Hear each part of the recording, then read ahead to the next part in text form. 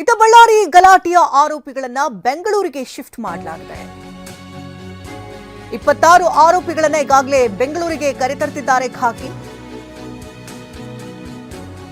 ಇನ್ನು ಪ್ರಕರಣ city civil court ವ್ಯಾಪ್ತಿಗೆ ಬರುವಂತಹ ಹಿನ್ನೆಲೆಯಲ್ಲಿ ಸಿಟಿ ಸಿವಿಲ್ ಕೋರ್ಟ್ಗೆ ಹಾಜರುಪಡಿಸಲಿದ್ದಾರೆ ಖಾಕಿ. ಬಳ್ಳಾರಿ ಗಲಭೆಯಿಂದ ಹತ್ಯೆಗೆ ಸಂಬಂಧಿತವಾಗಿ ಬಂಧಿತ 26 ಆರೋಪಿಗಳನ್ನ ಈಗ ಬೆಂಗಳೂರಿಗೆ ಶಿಫ್ಟ್ ಮಾಡಲಾಗುತ್ತದೆ. ಹಾಗೆ ಗನ್ಮ್ಯಾನ್ ಗುರುಚರಣ್ ನಿವಾಸದಲ್ಲೂ ಕೂಡ ಪಂಚನಾಮೆಯನ್ನ ನಡೆಸಲಾಗಿದೆ. 26 ಆರೋಪಿಗಳನ್ನ ಈಗ ಬೆಂಗಳೂರಿಗೆ ಕರೆತರುತ್ತಿದ್ದಾರೆ ಖಾಕಿ. ಪ್ರಕರಣ ಸಂಬಂಧ ಸಿಟಿ ಸಿವಿಲ್ ಕೋರ್ಟ್ ವ್ಯಾಪ್ತಿಗೆ ಬರುತ್ತೆ. ಹಾಗಾಗಿ ಎಲ್ಲರನ್ನ ಕೂಡ ಸಿಟಿ ಸಿವಿಲ್ ಕೋರ್ಟ್ಗೆ ಖಾಕಿ ಹಾಜರುಪಡಿಸಲಿದೆ.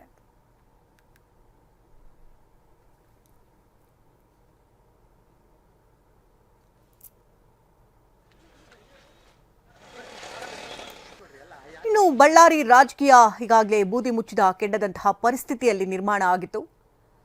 ತಕ್ಷಣವೇ ಆರೋಪಿಯನ್ನು ಬಂಧಿಸಬೇಕು ಅನ್ನೋ ನಿಟ್ಟಿನಲ್ಲಿ ಹಲವು ಪ್ರತಿಭಟನೆಗಳು ಕೂಡ ಆಯಿತು, ಆಕ್ರೋಶಗಳು ಕೂಡ ವ್ಯಕ್ತವಾಗ್ತಾ ಇತ್ತು. ಇದೆಲ್ಲದರ ಬೆನ್ನಲ್ಲೇ ಇದೀಗ ಆರೋಪಿಗಳನ್ನ ಬೆಂಗಳೂರಿಗೆ ಶಿಫ್ಟ್ ಮಾಡಲಾಗ್ತಾ ಇದೆ.